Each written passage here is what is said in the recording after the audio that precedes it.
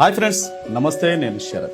ప్రస్తుతం సమాజంలో కొన్ని వింత ధోరణులు, విపరీత వాదనలు, కొంచెం ఇబ్బంది కలిగించే అంశాలు చూస్తూనే ఉన్నాం. అవేంటంటే ముఖ్యంగా ప్రజల పక్షాన కుటుంబాలను వదిలి పోరాటం చేసే కమ్యూనిస్టులను, అలాగే ప్రజా సంఘాలను, ఎవరైతే సమాజం కోసం పోరాడేవారు ఉన్నారో వారి మీద సెటైర్లు వేయడం, వారిని హాస్యాస్పదంగా మాట్లాడడం పరిపాటిగా మారింది.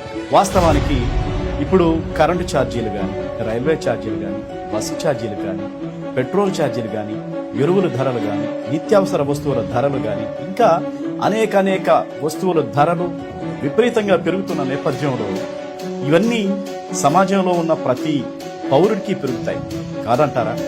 అయితే ఒక కమ్యూనిస్టులకు, ప్రజా సంఘాలకు మాత్రమే పెరుగుతాయా? వాళ్లే ఉద్యమాలు చేయాలా? వాళ్ళు ఉద్యమాలు చేసేటప్పుడు, రోడ్ల మీద ఉద్యమాలు చేసేటప్పుడు వాళ్ళని చూస్తూ సెటైరికల్ గా మాట్లాడటం, వీళ్ళకి పని పాట లేదు, వీళ్ళకి ఇదే పని, ఎప్పుడు చూసినా ఉద్యమాలు అంటారు, ప్రభుత్వంపై విమర్శలు చేస్తుంటారని ముఖ్యంగా చదువుకున్న వాళ్లే మాట్లాడడం చాలా బాధాకరం.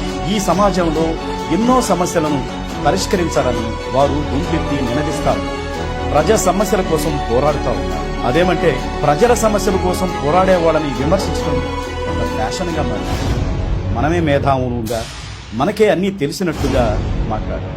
ఆ సమస్య మనదిగా ఎప్పుడు ఊహించుకో. అది మన కోసం వాళ్ళు పోరాడుతున్నారనే విషయం మర్చిపోతాం. కనీసం ఒక్క నిమిషం వాళ్ళతో ఉండి ఈ సమస్య మనది కదా, మన కోసమే కదా వీళ్ళు పోరాడుతుంది, ఒక్క నిమిషం కూడా వాళ్ళతో నుంచొని నినదించిన పాపాలు పోదు.